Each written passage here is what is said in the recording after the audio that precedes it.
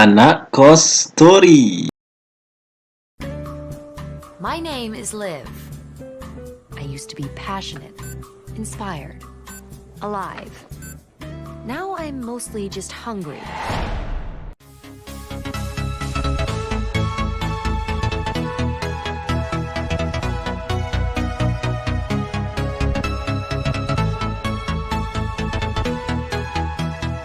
Seorang wanita aneh muncul di laboratorium mayat. Setiap kali mayat baru muncul, dia menjadi sangat bersemangat. Tapi tidak untuk otopsi. Sebagai gantinya, dia menggunakan otak mayat untuk membuat makan siang yang lezat untuk dirinya sendiri. Setelah makan, dia pergi ke supermarket. Kasir menatapnya dengan cemas. Karena dia sangat putih tanpa riasan sehingga dia tidak terlihat seperti manusia. Bagaimana kasir tahu? Dia bukan manusia. Dan dia adalah zombie. Dia adalah Liv. Sebagai ahli bedah. Pekerjaan sehari-harinya adalah pergi bekerja dan merawat pasien. Setelah bekerja, dia pergi ke pesta dengan teman-temannya. Sampai pesta malam itu benar-benar mengubah nasibnya. Di pesta seorang pria berambut pirang memperkenalkannya pada narkoba. Liv yang lugas tentu saja tidak membelinya. Pria itu bahkan tidak mengabaikan dengan sengaja menepuk pundaknya. Liv berbalik dan memercikkan air padanya. Ketika dia berbalik untuk pergi, ada perselisihan di kapal lagi. Ada banyak zombie yang menggigit orang. Liv ingin kabur, tapi ditangkap oleh si pirang dan didorong ke dalam perahu. Ketika dia bangun, dia terkunci di dalam kantong mayat. Ada 3 goresan di tangannya. Penjaga pantai di kejauhan lari ketakutan. Setelah itu, kulit dan rambut Liv menjadi lebih putih dan cerah. Apalagi dia juga suka makan otak manusia. Agar tidak membuat dirinya mati kelaparan. Dia mengubah pekerjaannya sebagai pemeriksa mayat. Dia takut ketahuan oleh rekan-rekannya. Setiap kali Liv memanfaatkan waktu dia tidak di sini untuk menyerang. Untuk membuat dirinya terlihat seperti orang normal. Dia akan menggunakan otak manusia yang dicampur dengan rempah-rempah lainnya. Selanjutnya, setiap kali dia memakan otak seseorang, dia akan mendapatkan ingatan orang itu. Tapi Liv tidak merasakan apa-apa. Bagaimanapun, itu tidak mempengaruhi kecepatan makannya. Saat dia sedang menikmati menonton TV, di balik jejak rekan-rekan, rekannya kembali. Dia pikir dia sudah selesai. Di luar dugaan, John bukan hanya tidak takut. Sebaliknya, dia sangat ingin tahu tentang Liv. Setiap hari, dia mengikutinya dan meminta untuk melakukan tes untuknya. Ketika kalian berdua menyelidiki penyebab ini, seorang polisi menerobos masuk. Mintalah informasi tentang tubuh wanita yang tidak dikenal. Liv di belakang tidak berani bicara. Karena makan siangnya adalah otak mayat wanita. Pada saat ini, polisi mengambil borgol yang ditemukan di tempat kejadian perkara. Kenangan tiba-tiba muncul di kepala Liv. Dia ditangkap oleh polisi karena pencurian. John berdasarkan informasinya. Memang, saya menemukan identitas kontestan wanita. Ini membuat polisi tidak punya apa-apa. John segera menjelaskan apa yang tidak dia ketahui. Ini membuat polisi bersemangat untuk mengatakan bahwa mereka akan sering datang menemuinya lain kali. Hari berikutnya, efek samping dari Liv memakan otak manusia muncul. Karena orang mati suka mencuri barang. Itu sebabnya dia juga mencuri barang-barang tanpa kendali. Untungnya, efek samping ini hanya berlangsung selama beberapa hari. Juga saat dia mencuri makanan ringan. Secara tidak sengaja merangsang ingatan orang mati lagi. Curi sini. Dia kemudian segera mengatakan ini kepada polisi. Keduanya segera menargetkan seorang pria sebagai MC. Dia juga terus terang mengakui bahwa dia mengenal orang mati. Tapi kalian berdua hanya bermain role-playing game bersama. Pada hari kejahatan itu terjadi, dia melakukan pertunjukan. Ada puluhan ribu penonton yang bersaksi.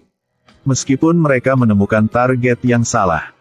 Tetapi mereka juga tahu bahwa orang mati memiliki teman dekat. Setelah itu, keduanya segera menemukan teman dekat. Seorang teman dekat yang mendengar berita kematian itu sangat terkejut. Setelah mengatakan alamat almarhum, dia langsung menutup pintu. Bagaimanapun, dia tidak akan membuka pintu. Mereka berdua harus pergi ke rumah orang mati dulu. Rumahnya sangat kacau. Sepertinya rumah itu dirampok. Tapi barang berharga tidak hilang. Liv menemukan pesan menunggu di telepon orang mati itu. Seorang teman dekat baru saja mengirimnya. Dari pesan yang mereka tahu, pada hari almarhum terluka, dia dan dua teman dekat lainnya sedang bekerja. Itu juga berarti ada sahabat ketiga di sebelah mereka hari itu. Sementara mereka berdua sedang berbicara, Liv bisa melihat kenangan orang mati lagi. Mengetahui bahwa orang yang meninggal tampaknya telah mencuri cincin si pembunuh. Kemudian si pembunuh melemparkannya ke atas. Pembunuhnya masih belum menemukan cincinnya. Target berikutnya pastilah sahabat orang mati itu. Jadi mereka menemukan tempat sahabat mereka. Tapi tetangga bilang dia sudah pergi. Untungnya dia tahu nama sahabatnya yang ketiga. Saat kasusnya akan terungkap, atasan James memberikan berkas kasus ke polisi lain. James sangat tidak mau. Dia merasa bahwa dia akan berhasil. Dia diputus oleh rekan kerjanya lagi. Tapi dia juga tidak berani membantah atasannya. Hanya harus berkoordinasi dengan Jack untuk menemukan lebih banyak bukti. Tunggu sampai Liv kembali untuk menemukannya. Jack memberitahunya lagi bahwa James pergi untuk bertanya kepada MC. Pada saat ini, teknisi mengatakan bahwa wanita ketiga telah ditemukan. Jack menuliskan alamatnya dan buru-buru pergi. Liv harus kembali ke lab mayat. Dia tidak menyangka James ada di sini menunggunya. Ternyata James tahu sepotong bukti dari Pak MC. Hari itu orang mati itu menggunakan bahasa Rumania untuk menelepon. Liv mendengarnya dan membantuku menerjemahkan. Italia berkabut adalah subjek pelayanannya dan sahabatnya hari itu adalah pria berjanggut. Hati James sedikit melompat ketika dia mendengar ini. Dia bilang dia akan menemukan pembunuhnya. Jack juga seorang polisi, tapi dia mencuri file kasus. Itu karena Jack adalah pembunuhnya. Keduanya dengan cepat kembali ke kantor polisi untuk memeriksa lokasi wanita itu. Dan sekarang Jack telah menangkap dua sahabat orang mati itu. Dia memaksa mereka untuk bertanya di mana cincinnya. Jika dia tidak menemukan cincin itu dengan cepat, maka istrinya pasti akan menceraikannya. Melihat Jack akan membunuh seseorang, seorang wanita mengatakan dia menjual cincin itu. Pada saat ini James juga datang. Jack memperhatikannya dan segera melepaskan tembakan. Kemudian dengan cepat berbalik dan lari. Liv di luar menemukan Jack kehabisan. Dia segera mengendarai mobilnya untuk menghalangi jalannya. Hasilnya membuatnya marah. Jack melepaskan dua tembakan. Lalu seret Liv ke mobil. James mendengar pistol itu segera dikejar. Tanpa diduga, Jack dan Liv tidak terlihat. Itu karena Liv ada di atas mobil Jack. Dia memecahkan kaca depan. Kemudian dia meraih kemudi dan menabrakkan mobilnya ke pohon. Jack mengalami koma. Dan sekarang ada darah di mata Liv. Dia berubah menjadi zombie sungguhan tanpa perasaan. Tepat ketika dia akan memakan otak Jack, James tiba-tiba berlari. Liv yang mendengar suara itu segera sadar kembali. Lalu dia menggunakan berbagai alasan untuk mengelabui James. Peluru di tubuhnya juga dikeluarkan.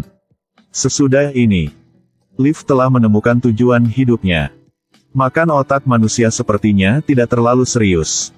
Bagaimanapun, dia dapat membantu polisi menyelesaikan kasus ini. Malam itu dia berbaring di tempat tidur dengan mimpi masa depan. Tanpa diduga dia memimpikannya mimpi yang membuatnya berkeringat.